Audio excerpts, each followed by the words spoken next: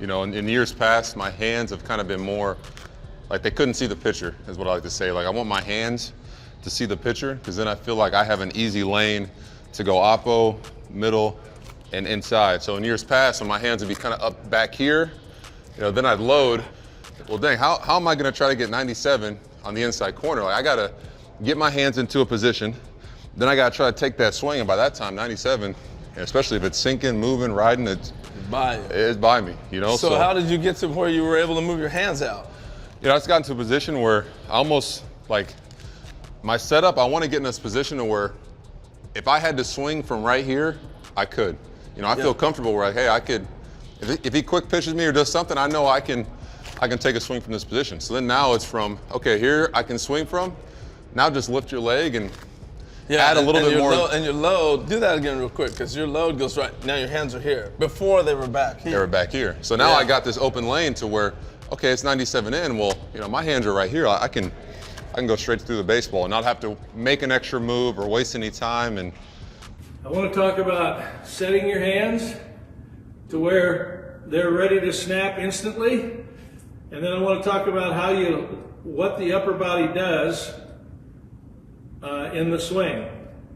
What a lot of people are doing is they might start with a snappy handset position, but then they end up reaching back or lifting or doing something with their hands, which is an arm movement. Their arms are moving their hands out of position from which they're snapping. Okay? This back here isn't anywhere near as quick as I can do that right there. Okay? But there is this kind of movement of the upper body in a good swing.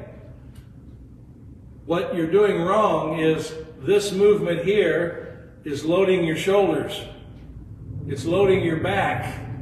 As you move your hands back, as you do this coil of the upper body and move your hands back with your arms, you're getting out of position to snap the bat, and you're loading your torso to push the bat.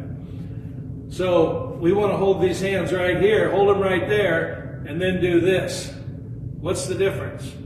The difference is my hands are in the same exact position in relation to my shoulder here as I coil, as compared to that. So when you end up pushing your arms back, you actually load your scap. We don't want the scap to load. If you load it, it's going to unload. We don't want to unload the scap, okay? We want to find a position from which we can just snap the crap out of the bat. And that position for me is right here. And for you, it's going to be right in here someplace. The farther you push your hands back, the less quick you're going to be able to snap the bat. So, what does this move do? When we do it properly, the hands stay right here, and this loads the leg. When I do this, I can feel the twist in my leg. And then when I snap, my leg snaps with it. Okay? So we've got to be careful what's going on up here with our arms. What are we doing? If we're pushing our arms back, we're probably or very likely loading our scap. And when we do that, we're going to unload what we load. And when you load your scap, the unload of the scap is a push. We want to feel like the scap is clamped down. It might be pinched to the spine a little bit to get your hands in position. That's okay. But then this move here is a fused torso, a torso that's fused into a unit. Everything is moving together. My arms and shoulders aren't moving separately. My hip isn't moving separately. Everything is fused up. And as it coils, this leg gets loaded. And when I snap and tilt, that leg just explodes. One of the best things you can do to get this right is the command drill. When you do the no strike command drill, most people do it pretty well. Once they've understood it, they do it pretty well. And then they're waiting for the command. They're not pushing their arms back to get a different load. They're just standing there ready to snap, and when they get the command, they snap. Generally speaking, I mean, not everybody's perfect, but once you understand the command drill, your hands are probably in a really good spot, because you're just waiting for the command to snap. Okay?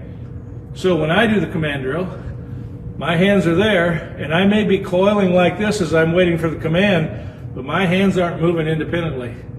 I'm loading my leg, okay? So then again, when we get in the game, we don't, it's okay to, but most people don't no stride. So we have to do the same thing. We have to keep our upper body the same, a fused unit, as we lift our leg and move forward.